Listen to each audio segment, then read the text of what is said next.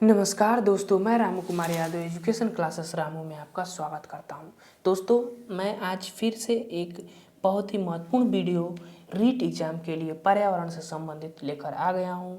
तो इस वीडियो को ज़रूर देखें, लाइक करें, सब्सक्राइब करें, शेयर करें। बहुत छोटा छोटा वीडियो होता है, 5 से 6 मिनट का, और वो फैक्ट 5 से 6 मिनट में मैं कम से कम 2 से 3 प्रश्नों की व्याख्या ऐसा कर देता हूँ जो कि आप लोगों को बहुत ही महत्वपूर्ण होता है और एग्जाम में बनने के वहाँ से चांसेस रहते हैं। ठीक, तो आज हमारा प्रश्न कह रहा है कि निम्नलिखित में से कौन सा रामसर घोषणा की सूची में नम क्षेत्र नहीं है। इसमें से नहीं पूछ रहा है। ये जो रामसर क्षेत्र है, यहाँ से प्रश्न बनते हैं, हर एग्जाम में बनते हैं। पर्यावरण से संबंधित बहुत ही महत्वपूर्ण ये रामसर क्षेत्र घोषणा होता है। तो रीट एग्जाम में जो 2015 में पूछा गया प्रश्न है, तो इस चीज़ को देखिएगा, इस वीडियो को देखिएगा और भी आपको नॉलेज इसके संबंधित में और भी ज़्यादा ज्ञान दूंगा। तो पहले इस प्रश्न को हल करिए, कौन नहीं है रामसर घोषणा सूची में शामिल। तो इस चीज़ को याद रखिएगा, इसमें जो ऑप्शन सही होगा वो है राजसमंदर झील जो है ये रामसर की भूमि में शामिल नहीं है। ठीक, अगर हम बात करें इन ऑप्शनों में, तो ये जो वुलर झील है यह जम्मू कश्मीर में है। ठीक, याद रखिए, जम्मू कश्मीर से ये वुलर झील संबंधित है। रुद्र सागर झील जो है ये त्रिपुरा की है। रुद्र सागर झील ये कि यहाँ की है, त्रिपुरा में पड़ता है। यह भारत के पूरब का यह राज्य है त्रिपुरा। और केवलादेव राष्ट्रीय उद्यान यह राजस्थान में है। ये तो सबको पता है कि राजस्थान में केवलादेव राष्ट्रीय उद्यान और राजस्थान ये। तो इसमें जो ऑप्शन सही होगा वह ये होगा राजसमंदर झील। ठीक, तो ये जो राजसमंदर झील है यह रामसर घोषणा की सूची में शामिल नहीं है। ठीक, अब देखिए ये रामसर घोषणा सूची है क्या, इसके बारे में चलते हैं और भी जानकारी ले लेते हैं। ठीक, चलिए अब आ जाते हैं हम रामसर घोषणा क्षेत्र में कि रामसर घोषणा क्षेत्र है का, इससे संबंधित क्या बातें हैं। देखिए, ये रामसर जो घोषणा क्षेत्र है इसको नम भूमि, आर्द्र भूमि भी कहा जाता है। ठीक, इसको नम भूमि और आर्द्र भूमि भी कहा जाता है।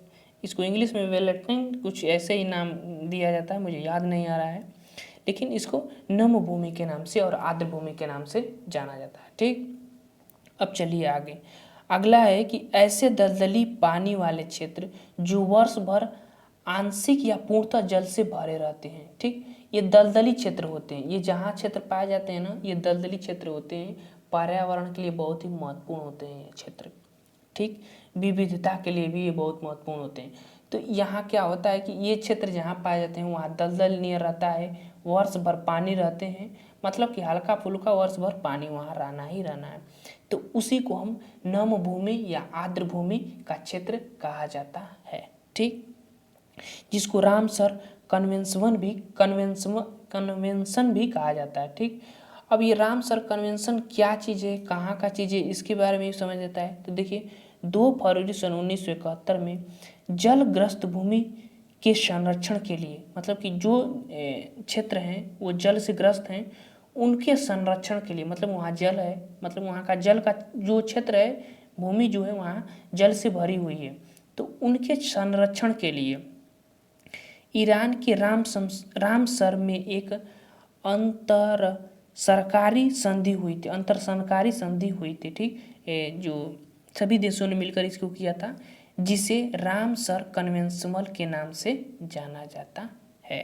ठीक, हालांकि जब ये कन्वेंशन ये संधि हुई थी उस समय भारत उसका सदस्य नहीं था।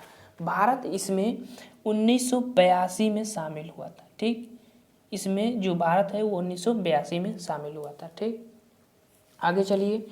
अब आगे पॉइंट करा कि विश्व में कुल आर्द्र भूमि 2300 के आसपास विश्व में कुल आर्द्र भूमि क्षेत्र पाए जाते हैं विश्व भर में, और भारत में 37 नहीं, ये 37 नहीं है, ये गलत है। देखिएगा, 37 नहीं है।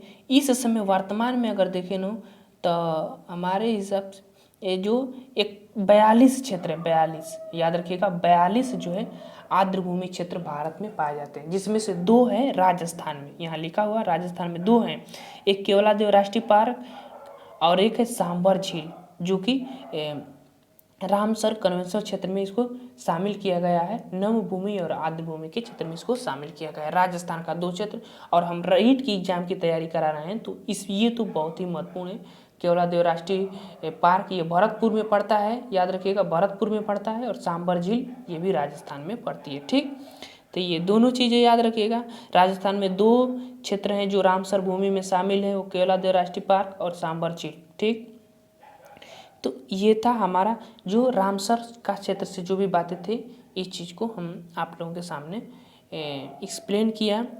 ये वीडियो कैसा लगा? अगर वीडियो ये आप लोगों को पसंद आए तो हमारे चैनल को ज़रूर सब्सक्राइब करें, क्योंकि ऐसे ही वीडियो एक एक प्रश्न की व्याख्या करते हुए उससे संबंधित जो भी बातें होती हैं और भी लेकर आता रहता हूँ। तो चलिए दोस्तों, अब हम वीडियो को समाप्त करते हैं। Thank you for watching this video.